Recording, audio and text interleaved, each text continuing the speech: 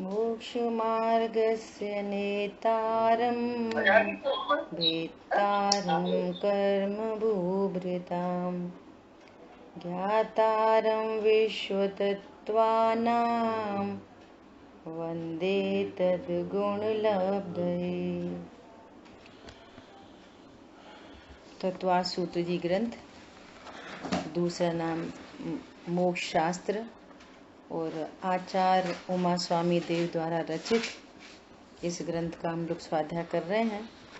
और कल से अपन ने शुरू किया चौथा सूत्र, जीवा जीवाश्रव बंध संवर निर्जरा मोक्षास्तत्वम, अर्थात जीव अजीव आश्रव बंध संवर निर्जरा मोक्ष, यह 7 तत्व कहे। और कल अपनी बात हुई थी जो तत्व में ही अर्थ तत्व गर्भित समझना चाहिए। कल अपन ने जीव की चर्चा देखी। जीव के स्वरूप से अपन ने अनेकांत को समझने की कोशिश की कि जहाँ जीव को स्थायी कह रहे हैं तो समझना वो जीव तत्व की बात है, जीव द्रव्य की बात नहीं है। जीव तत्व में हम गुण भेद पर्याय भेद को गौड़ करके जीव तत्व को स्थायी है ऐसी दृष्टि से देख सकते हैं। नए जो है, नए ये ज्ञान की पर्याय का नाम है। नए ज्ञान में होते हैं और मुख्यतः से शुद्ध ज्ञान में होते हैं। और शुद्ध ज्ञान जस्ट लाइक टॉर्च, शुद्ध ज्ञान कैसा होता है? टॉर्च के समान। जैसे टॉर्च एक पर्टिकुलर चीज को फोकस करके दिखा सकती है, ऐसे ही ये ज्ञान अनंत धर्मात्मक, अनंत गुण शक्ति संपन्न, अनंत पर्यायात्मक वस्तु को किसी एक अंश को हाईलाइट करके ज्ञान देख लेता है और अन्य अंश गौड़ रहते हैं। आज ऐसा विकल्प आया कि जैसे अपन एग्जाम्पल देते हैं ना कि आम का सार क्या है, कि वो पल्प, गुठली छिलका आम नहीं है, है ना। तो दृष्टांत तो भाव समझने के लिए होते हैं। जैसे हम आम में से गुठली छिलका रिमूव करके और अकेले पल्प को ग्रहण कर सकते हैं, ऐसे सिद्धांत में गुण भेद और पर्यायों को निकाल के बाहर नहीं कर सकते हैं। वस्तु सदा अभेद अखंड होती है, उसको गौड़ करना है अकेला बस। शुद्ध वस्तु तत्व क्या है? जिसके आश्रय से रत्नत्रय की प्राप्ति होगी, आनंद प्रकट होगा, शक्ति प्रकट होगी। वो शुद्ध वस्तु तत्व को, जीव तत्व को मैं पने से स्वीकार करना, अन्य सबको गौड़ रखना, उनका अभाव नहीं करना। नहीं तो आपके ज्ञान में वस्तु तो जैसी है वैसी बनी रहेगी, लेकिन आपके ज्ञान में अनेकांतात्मक वस्तु नहीं आने से आपको सुख की प्राप्ति नहीं होगी, क्योंकि सम्यक दर्शन नहीं होगा। सम्यक दर्शन तब होता है वस्तु स्वरूप जैसा है वैसा स्वीकार किया जाए, न कम जाना जाए, न अधिक जाना जाए, न विपरीत जाना जाए, है ना। कल अपनी इतनी बात हुई। और अजीब की भी बात हो गई, है ना। अजीब किसे कहना? कि जो चेतना ज्ञातृत्व नहीं है, ऐसे अन्य 5 द्रव्य।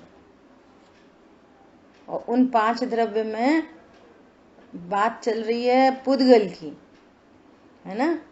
वे 4 द्रव्य तो हमें इंद्रियों से दिखाई नहीं देते हैं और हमें देखने में 5 इंद्रिय के माध्यम से जानने में आता है अकेला पुद्गल।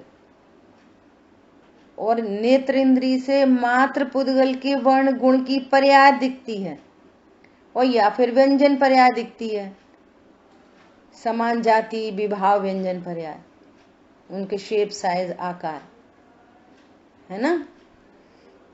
तो कह रहे हैं कि ये जो अजीब है, ये जो पुद्गल है, इस परलक्षी उपयोग से, पराश्रय से जीव में विकार हो रहा है।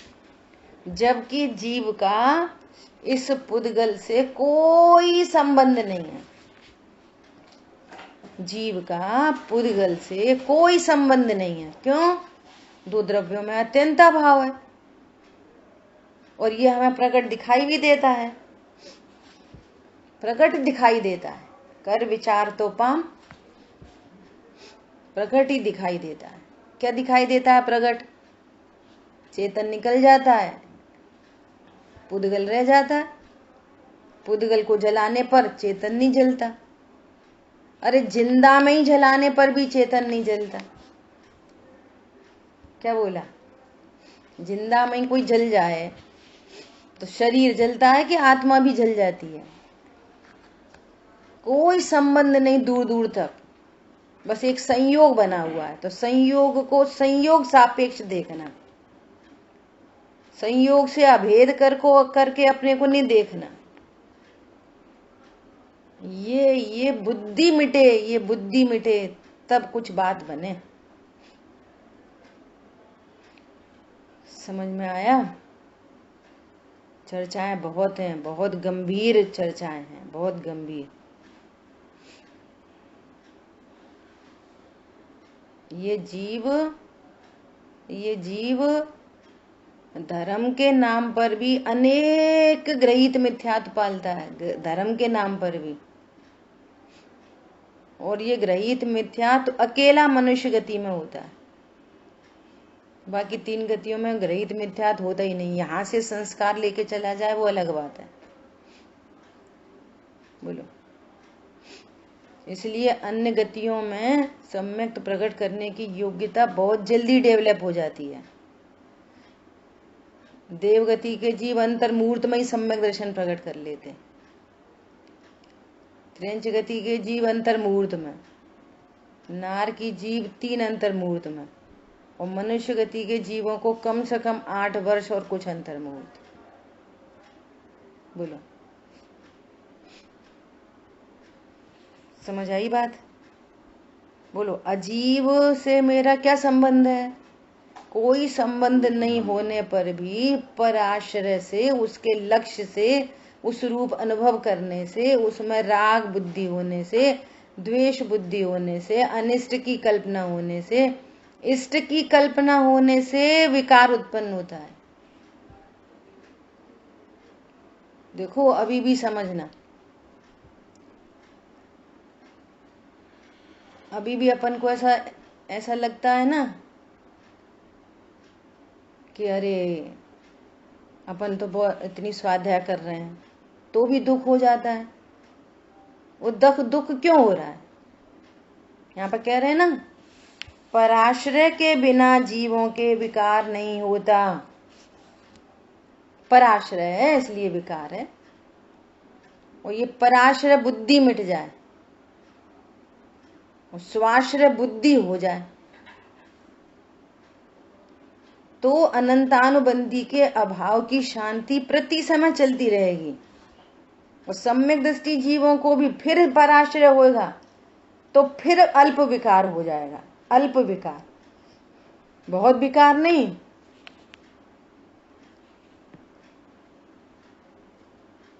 स्वाश्रित होने पर, अपने को ज्ञान स्वरूपी भगवान आत्मा अनुभव करने पर अभी नो कषाय विद्यमान है, शोक विद्यमान है, भय विद्यमान है,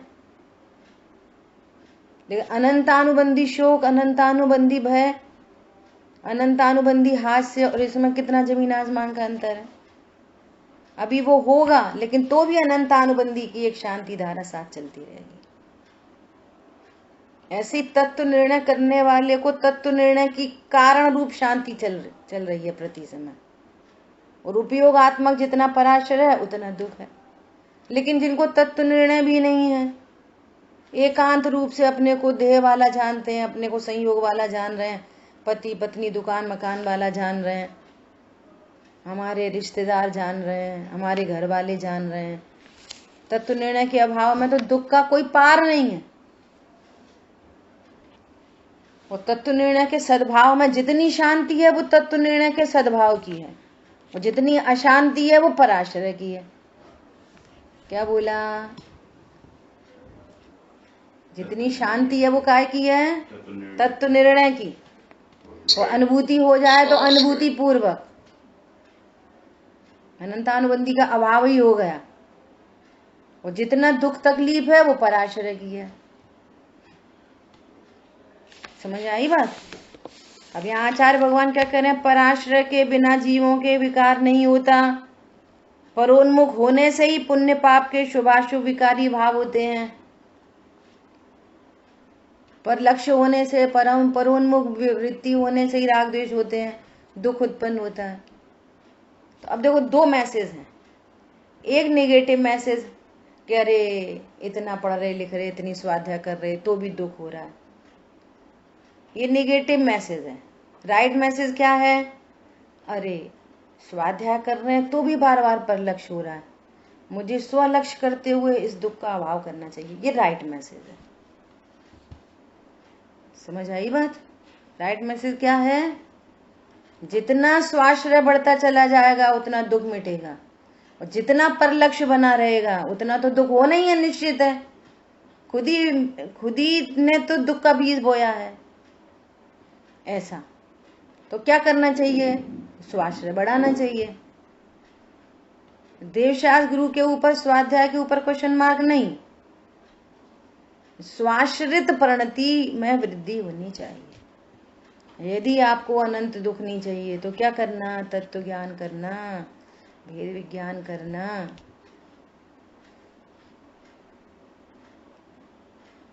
समझ आई बात? और ये निर्णय करते रहना कि ये जो शुभ भाव है, इस शुभ परिणाम में लक्ष्य किसका है? देखो ये भी टैली करना। मुझे ये बहुत विकल्प है 3-4 दिन से, इसको भी टैली करना। देखो कैसे टैली करना।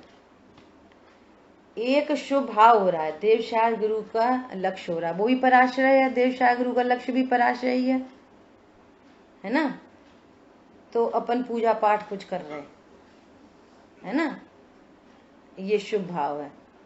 अब इस शुभ भाव के पीछे अभिप्राय क्या है? शुभ भाव के बिहाइंड अभिप्राय क्या है? ओहो, मुझे तो मेरे तत्व को समझना है। हम स्वाध्याय क्यों कर रहे हैं? मुझे तो तत्व निर्णय करना है। तो ये जो शुभ भाव है ये पवित्रता में हेतु बनेगा। एक शुभ भाव क्या है? भैया हमारे परिवार के सब अच्छे रहें, हमारे घर में सब अच्छा रहे, हमारे कोई रोग शोक नहीं हो। तो कदाचित रोग शोक नहीं हो, कदाचित घर में सब सही हो, परंतु मिथ्यात्व का महापाप बन रहा साथ में। क्या बोला? बहुत खतरनाक बात है। और एक कैसा शुभ भाव है? एक शुभ भाव कि हमें तो क्या करना भैया, सब पुण्य उदय की सामग्री हो, खूब घर में लग्जरी आदि आदि हो। एक ये शुभ, ये पाप की वांछा, ये पाप की वांछा। तो यहाँ तो पुण्य भी नहीं बंध रहा,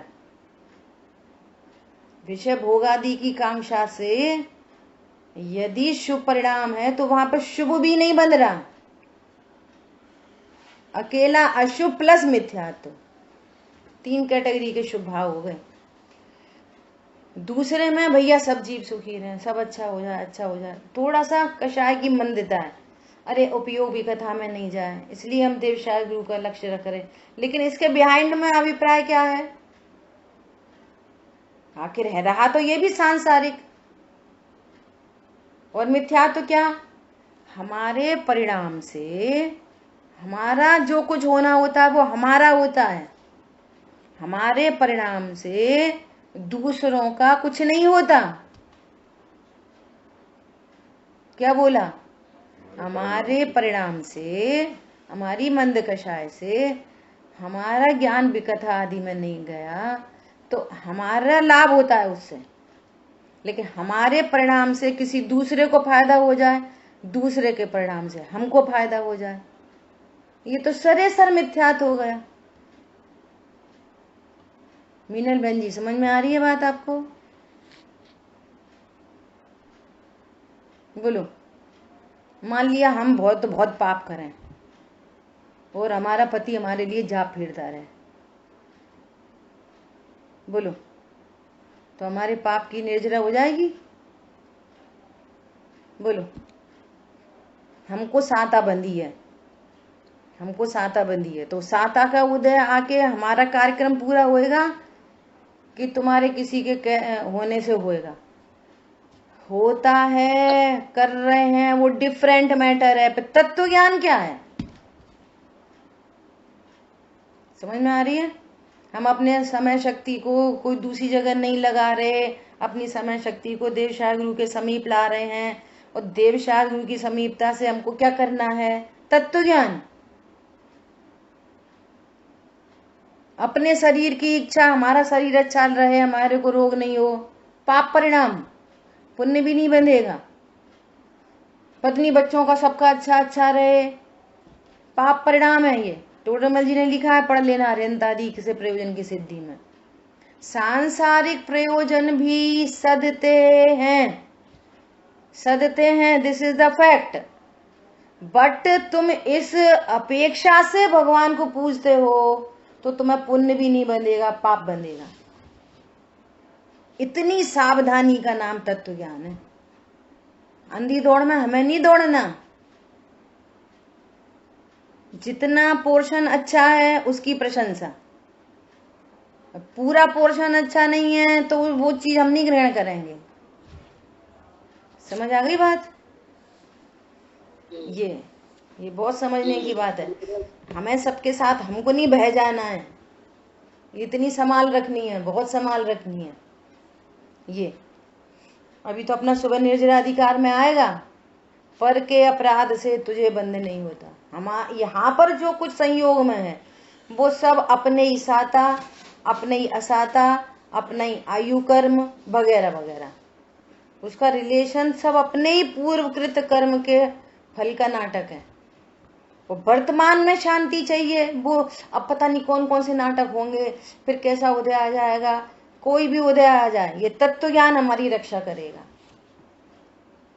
और यहाँ पर हम समझ रहे हैं कि मैं जीव तत्व हूँ, बाकी सब पूरी दुनिया अजीब है मेरे लिए। तो पत्नी बच्चे दुकान मकान भी अजीब है, भाई बंधु भी अजीब है, अरे देव शास्त्र गुरु भी अजीब है मेरे लिए। समझ आ रही बात? गाड़ी घोड़े की तो बात ही कौन करे, और कुछ भी होए वहां होता रहेगा। हम तत्व ज्ञान हमारी सुरक्षा करेगा। क्या करेगा तत्व ज्ञान?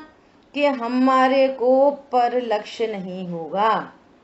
हम जीव को जीव जानेंगे, अजीव को अजीब जानेंगे, आशव को आशव जानेंगे, बंद को बंद जानेंगे। बात खत्म। शांति की लहर चलती रहेगी 24 घंटे। उपयोग की स्थिरता बढ़ती है, बस उपयोग की स्थिरता भी हाँ, बढ़ती है। स्थिरता तो तब बढ़ती है जब तत्व ज्ञान सही होता है। सबसे पहले तत्व ज्ञान सही, उसका सही श्रद्धान, फिर स्थिरता की बात तो बाद में आती है। बराबर है, बराबर है। ठीक है, देखो, परोन्मुख होने से जीव के पुण्य पाप के शुभाशुभ भाव विकारी भाव होते हैं। शुभाशुभ विकारी भाव होते हैं परोन्मुख वृत्ति से। अशुभ भाव तीव्र दुख है और शुभ भाव कम दुख है। ऐसा नहीं समझना अशुभ भाव दुख है और शुभ भाव सुख है। क्या बोला? कौन बताएगा? बोलो। ऐसा नहीं समझना कि जो है अशुभ भाव दुख है और शुभ भाव सुख है, ऐसा नहीं है। अशुभ भाव जो है तीव्र दुख है और शुभ भाव तो मंद दुख है दुख दोनों संसार। ये निताशा जैन बोलो, क्या बोला?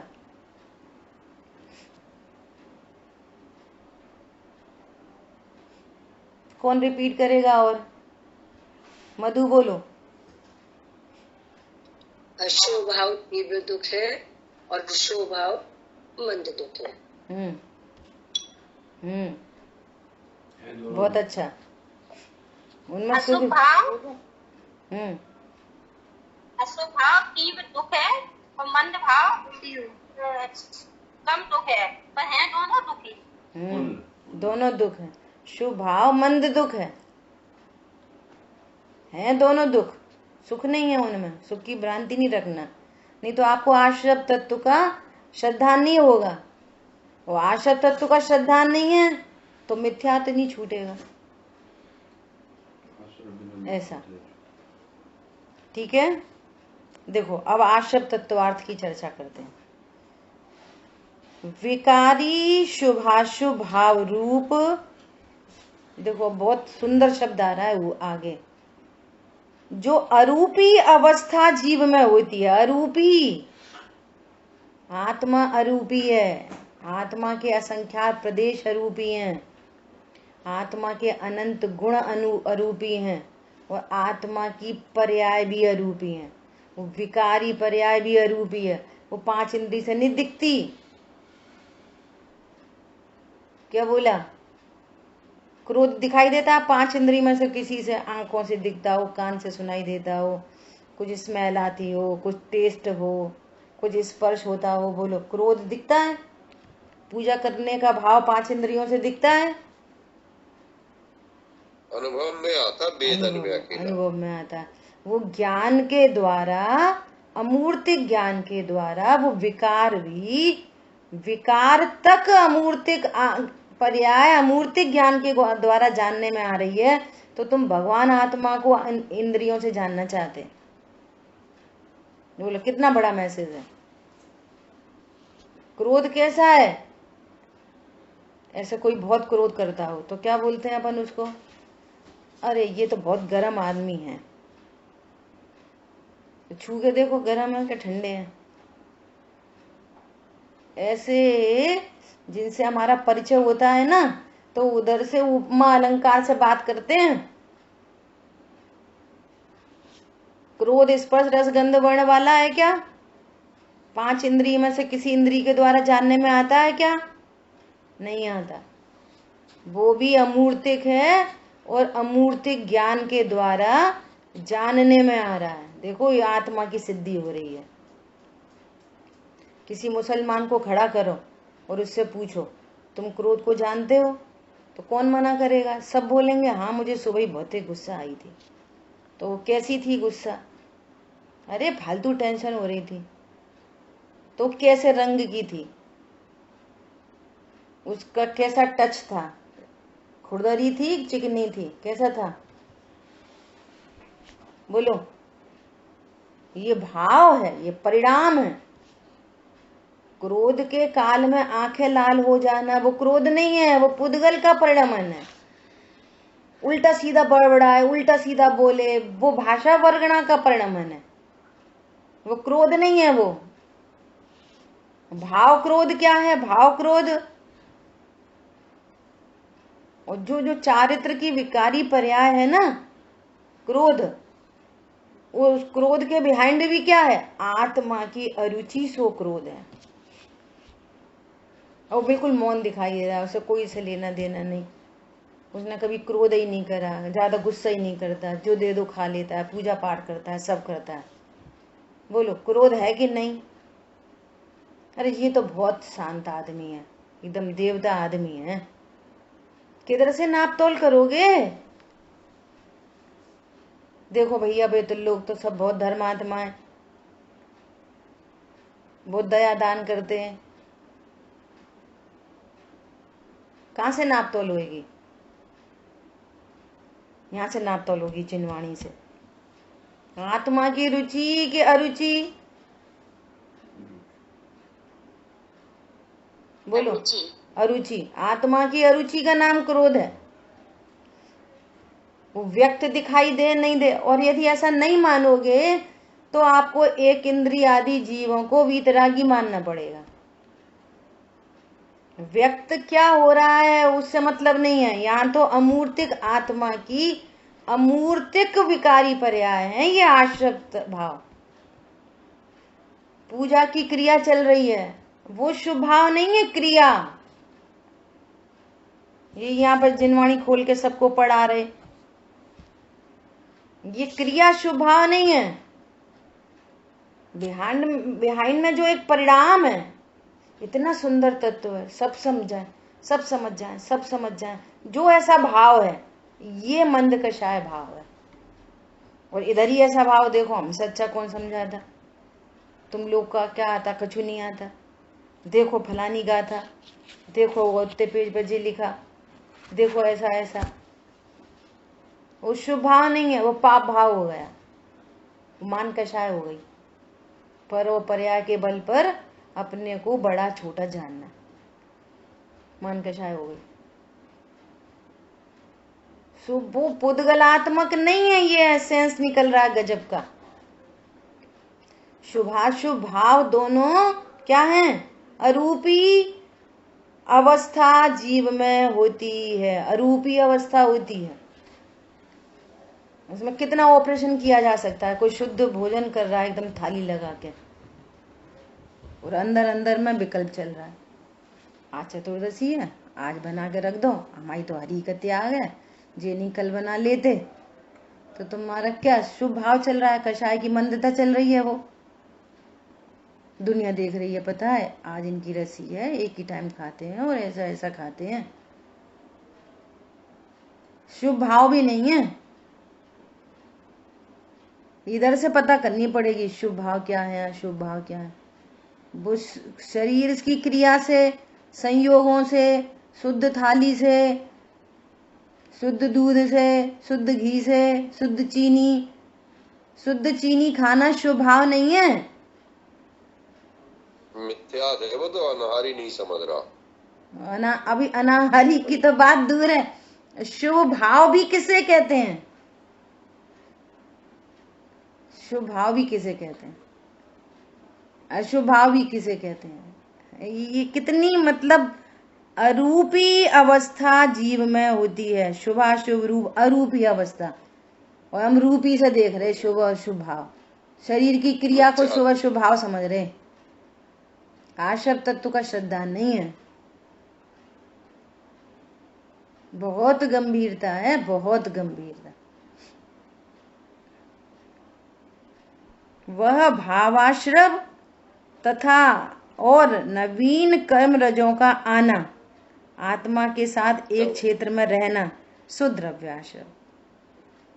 भावाश्रव जीव की पर्याय है, जीव में पर लक्ष्य से होती है, जीव में पर लक्ष्य से होती है। देखो आचार्य भगवान ये नहीं कह रहे कि पूर्व कर्म के उदय में होती है। आप समझो टेक्निक, तत्व ज्ञान कराना है ना, अपनी भूल स्वीकार करेगा वो। अरे मेरे को नहीं जानता है इसलिए हो रहे हैं शुभाशुभ, मेरे को पर पदार्थों में इस टनिस की कल्पना है इसलिए हो रहे हैं ये शुभाशुभ। अरे बात समझ में। और फिर कह रहे हैं कि देख तुझे इन भावों से बंद होगा, इन भावों से क्या होएगा? बंद होगा, ऐसा कह रहे हैं। भावाश्रम होने से जो कर्म है वो दोनों तरह से होंगे, खिरेंगे और बंधेंगे। खिरेंगे काहे को? लिखा ना, आना, कणों का आना। हाँ। आना मतलब बंधना। हाँ, आना। अभी तो बंधेंगे, बंद में बंधेंगे क्यों? अभी तो आ रहे बस, गेट ओपन है सो आ रहे हैं बस, अभी वो ठहरे नहीं है। आश्रव है अभी, बंधे नहीं है। बंधेंगे, बंद जब बंद की चर्चा करेंगे तो कहेंगे वे आए और रुक गए, रुक जाने को बंद और आने को आश्रय, ऐसा। आ रहे हैं केवल। हाँ, केवल आ रहे हैं। अब यदि वो जिस परिणाम रूप परिणाम है वैसे बंद हो जाएगा। मिथ्यात्व रूप परिणाम है तो मिथ्यात्व का बंद हो जाएगा। अनंतानुबंधी राग देश रूप परिणाम है तो अनंतानुबंधी राग देश रूप परिणाम करेगा, ऐसा। तत्व ज्ञान चल रहा है तो जिस क्रिया परिणाम से तीव्र मिथ्यात्व बनता उसको हीन मिथ्यात्व बंधेगा, उसी से जिसको तीव्र अनंतानुबंधी उसको हीन बंधेगी, और वो टूटने जा रही है। इतना फर्क पड़ जाएगा चीजों में। समझो चार मुनिराज हैं। एक भावलिंगी मुनिराज हैं, 6वें 7वें गुण स्थानवर्ती, एक 5वें गुण स्थानवर्ती हैं, एक 4थे गुण स्थानवर्ती हैं, और एक मिथ्या दृष्टि है। और चारों के चारों का पड़गाहन एक ही चौका में हुआ है और एक ही तरह से एकदम भोजन चल रहा है।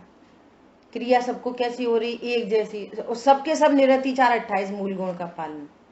कोई को चश्मा नहीं लगा, कोई ने रूमाल नहीं रखा, कोई मोबाइल से बात नहीं कर रहा, कोई हास्य नहीं, कोई रति नहीं, कुछ नहीं दिखाए, एकदम सुव्यवस्थित 28 मूल गुण। बंद किस किस का होगा? इनको मिथ्यात्व संबंधी सबका ही बंद हो रहा है। इनको मिथ्यात्व अनंतानुबंधी नहीं हो रहा उसी क्रिया परिणाम से। इनको मिथ्यात्व और अनंतानुबंधी नहीं हो रही, अप्रत्याख्यान आदि हो रही। इनको अकेली संजुलन बंद हो रही। क्रिया परिणाम एक जैसे, भाव अलग अलग, अलग अलग कर्मों का आना, अलग अलग कर्मों का ठहरना। जितना आश्रय बंध मिट गया उतना नहीं बंधेगा, और जितना सद्भाव है उतना बंधेगा। क्रिया है एक जैसी, बोलो शरीर की क्रिया से क्या फर्क पड़ रहा है? बोलो एक जैसी क्रिया में परिणाम अलग अलग होने पर अलग अलग जाति का बंध हो रहा है। सब लोग पूजा कर रहे हैं, घर के 10 सदस्य पूजा कर रहे हैं, सबको एक जैसा बंद होगा? एक जैसी डॉट टू डॉट क्रिया चल रही है, एक जैसा बंद क्यों? परिणाम के अनुसार बंद होता है। अभी अपन ने चर्चा करी ना शुभ भाव की, वहीं पे सब बैठे और वहीं पे अपन भी बैठे, और अपने को ये कोई पर लक्ष्य नहीं, स्वभाव का ही लक्ष्य हो। स्वभाव का लक्ष्य नहीं हो पाए तो देवशाह गुरु का आश्रय, बारंबार देवशाह गुरु का, जो मेरे स्वभाव के लिए हेतु बनेंगे। जो दूसरा कोई जैसा विचार कर रहा है करने दो, हमारा विचार हमारे साथ में, हमारा निर्णय हमारे साथ में। ऐसा मैंने परसों शाम की क्लास में भी इस बात को कहा था, अपनी क्लास में भी कहने का मन है। क्या कहने का मन है? कि जैसे भक्तामद पाठ होता, णमोकार मंत्र का पाठ होता, इसमें शुद्ध उच्चारण की बहुत बहुत बहुत आवश्यकता है। सबसे पहले शब्दाचार चाहिए, अर्थाचार चाहिए। शब्दाचार नहीं है तो आपका वो प्रयोजन सधेगा नहीं, उल्टा ही काम हो जाएगा। और अभी जो कुछ अच्छा दिख रहा है वो पूर्व के उदय में अच्छा दिख रहा है। समझ आई बात? णमोकार मंत्र षठ खंडागम जी ग्रंथ का मंगलाचरण है। सबसे पहले जिन शासन में यदि लेखनी चली, आचार्य भगवान ने ताड़पत्र पे कुछ उकेरा तो सबसे पहले लिखा णमो अरहंताणम। सबसे पहले यदि कोई चीज लिखित में आई तो वो णमोकार मंत्र था। सबसे पहले लिखी जाने वाली जिन शासन में चीज है कोई तो णमोकार मंत्र, षठ खंडागम जी ग्रंथ का मंगलाचरण। और ये प्राकृत भाषा में लिखा गया मंगलाचरण है। और प्राकृत भाषा में जो उसको गाथा बोलते हैं, उसको 4 पदों में पढ़ा जाता है, 5 में नहीं पढ़ा जाता, 4 पदों में पढ़ा जाता है। और आप 5 पद में पढ़ोगे तो कोई ना कोई मात्रा टूटेगी, कम ज्यादा होएगी। और कम ज्यादा मात्रा का फल अपन है ना पुष्पदन भूतबली आचार्य की कहानी से जानते हैं। एक मात्रा कम और एक मात्रा ज्यादा में प्रयोजन की सिद्धि नहीं हुई, 2 कुरूप है ना देवियां प्रकट हो गई, फल नहीं मिलेगा, उल्टा फल निकल जाएगा। तो कैसे पढ़ना चाहिए मंगलाचरण? जैसे हम वंदित्व सव सिद्धे पढ़ते हैं ऐसा पढ़ना चाहिए। कैसे पढ़ते हैं? वंदित्व सव सिद्धे ध्रुवमचल मणोवमं गदिं पत्ते वोक्षामि समय पाहुड मिणमो सुद केवली भड़िदम णमो अर्हन्ताणं वन्दित्तु सव्व सिद्धे णमो अर्हन्ताणम, ऐसे पढ़ना। णमो सिद्धाणम णमो आयरियाणम, टूटना नहीं है बीच में, एक सांस में। सिद्धाणम और आयरियाणम एक साथ बोलना है। णमो वज्रायाणम नमो लोए सौसाहुणम। अब कैसे बोलेंगे लोग? णमो अरिहंताणम णमो सिद्धाणम णमो आयरी। ये उसकी वो ही नहीं है, राग ही नहीं है। फिर लोहे को लोहे बोलते रहेंगे और पाठ चल रहा है जबरदस्त। समझ आई बात? सब बिसाउड़म बोलते रहेंगे, सब बिसाउड़म, सब बिसाउड़म। लोहे को लोहे बोलते रहेंगे, सब बिसाउड़म बोलते रहेंगे और पाठ चल रहा है। नहीं भैया, ऐसा नहीं करना।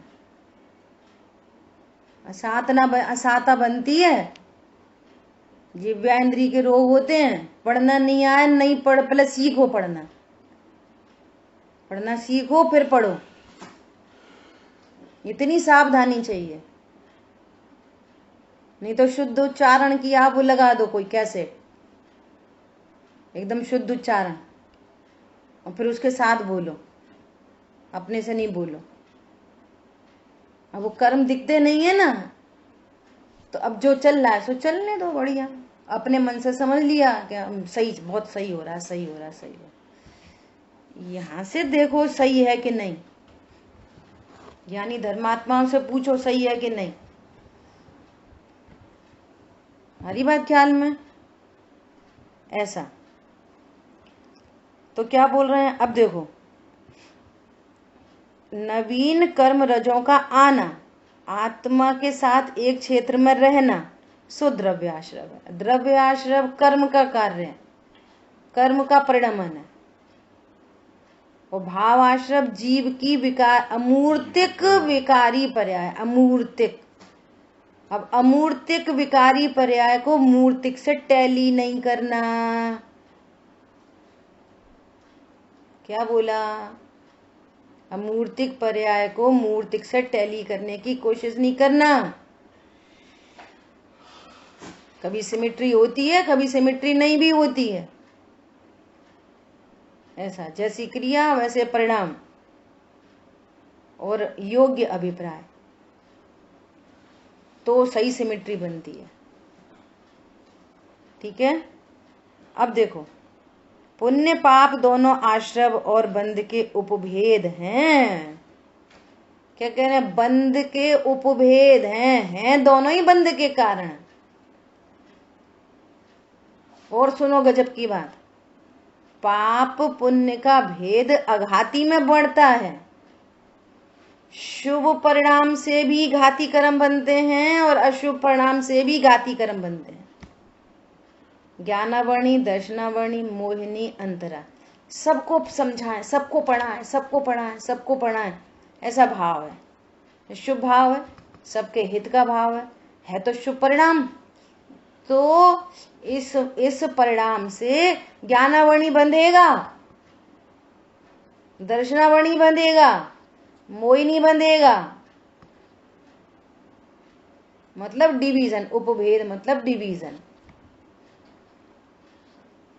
पुण्य पाप आश्रव के ही भेद हैं, ये कहना चाह रहे हैं। दोनों से ही कर्म आते हैं, ऐसा नहीं है।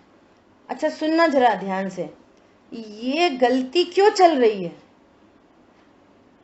ये गलती क्यों चल रही है? पुण्य पाप में भेद, कोई भेद नहीं है, ये गलती क्यों चल रही है? इस पॉइंट पे काम करो, इस पॉइंट पे काम करो।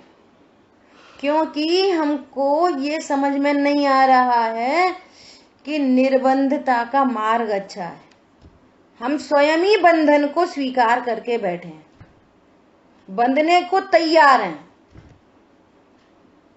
ये वाले पिंजरे में नहीं तो इस पिंजरे में बांध दो, इस पिंजरे में नहीं तो उस पिंजरे में बांध दो, उसमें नहीं तो उसमें बांध दो। लेकिन ये पकड़ में नहीं आ रही है कि ये बंधन कितना खतरनाक है। शुभ बंधन हो अशुभ बंधन हो, दोनों ही बंधन खतरनाक है। हमको बंधन का काम करना है कि निर्बंधता का काम करना है? बोलो। वो उसने तो स्वीकार करके बैठ गया है। क्या स्वीकार करके बैठा है? 4 गतियां हैं, इधर उधर परिभ्रमण करता है जीव और गतियों में ही रहता है। सो पाप करेंगे तो बुरी गति में जाएंगे, बुरे संयोग मिलेंगे, और पुण्य करेंगे तो अच्छे संयोग मिलेंगे, और अच्छे संयोग में थोड़ा अच्छा रहेगा। सो इतना ही बहुत है बस, और क्या करना है। इसलिए पाप मत करो, पुण्य करो। उसके ये कॉमन सेंस में भी ये वाली बात नहीं आ पा रही है कि एक ऐसी भी दशा है जो सब कर्मों से रहित की दशा है, जो अनंत स्वतंत्रता की दशा है, जिस स्वतंत्रता में अनंत सुख का भान होता है। एक ऐसा भी कोई मार्ग है? बोलो, इस संसार में ऐसा कोई दिख रहा है जो कर्मों से रहित हो? बोलो। सब तो कर्मों से बंधे दिख रहे हैं। संसार में सब कर्मों से बंधे हैं, चाहे अनंत हो चाहे कोई हो। बोलो। बेअनंत भगवान ने सर्वघाती कर्मों का नाश करके अल्प काल में अनंत काल के लिए निर्बंध दशा को प्रकट करेंगे। बोलो। अब उसे तो यही समझ में आ रही है कि बंधन ही स्वीकार है। हमें सोने का पिंजरा मिल जाए भैया, वो ही अच्छा है। बंधन को स्वीकार किया है, इसलिए पुण्य पाप में भेद नहीं पकड़ पा रहा है। उसको यही दिख रहा है चरम चक्षु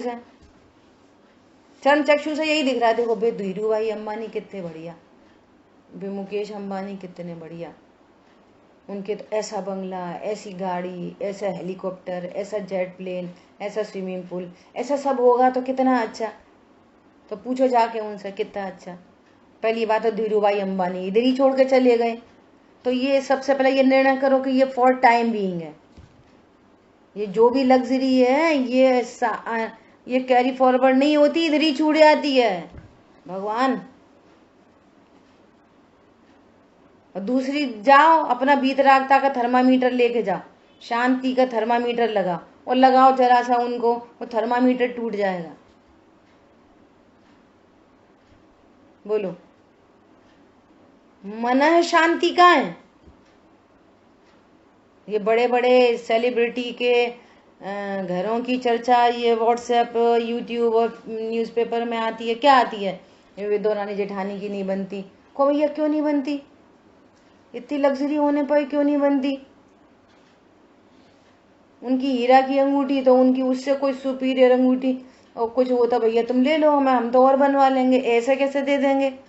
अज्ञान मोह राग देश तो सुरक्षित है ना, जो दुख रूप है, आत्मा की अमूर्तिक विकारी पर्याय।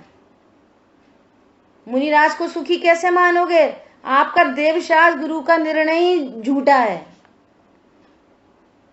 निर्णय करो, आप स्वीकार करोगे कि मुनिराज सुखी हैं? कैसे स्वीकार करोगे? इसलिए वो कुछ स्वीकार नहीं होता, न बंध स्वीकार है, न संवर निर्जरा मोक्ष स्वीकार है। बोलो। बंधन स्वीकार करके बैठा है, इसलिए पुण्य पाप में समानता है, उसमें कोई भेद नहीं है। ये बात पकड़ में नहीं आ रही है। और ये जो बाहर चरम चक्षु से दिख रहा है वही दुनिया दिख रही है। इसलिए ये अलौकिक दुनिया देखनी है, पारलौकिक दुनिया है। ये बहुत गंभीरता है। ठीक है, आज अपनी इतनी देखो आश्रम पे इतनी चर्चा हुई, पुण्य पाप की चर्चा और अपन देखेंगे आगे। समय अपना हुआ है। जिन वाणी के ज्ञान से सूझे लोकालोक, सो वाणी मस्तक नमो सदा देतु हूँ दो। बोलिए द्वाशांगमयी जिनवाणी माता की जय। कल का प्रोग्राम ऐसा है, कल सुबह का प्रोग्राम 1 मिनट ऐसा है कि कल सुबह अपन है ना जिनवाणी पूजन करेंगे क्लास में। समय मिलेगा तो फिर अपनी स्वाध्याय करेंगे, जो चल रहा था वहाँ उसी निर्जरा अधिकार में। और कल आपको जितने लोगों को जैसा कुछ भी आपके मन से, आप कैसे जिन शासन आपको क्यों अच्छा लग रहा है, देव शास्त्र का क्या स्वरूप है जो अपन कह चुके, जो भाव हो वैसी अपनी चर्चा कल कर सकते हैं। तो कल अपन पहले जिनवाणी की पूजन करेंगे, ठीक है। शुद्ध पंचमी पर मनाएंगे अपने छोटे से ग्रुप में, ठीक है। जय जिनेंद्र सभी को।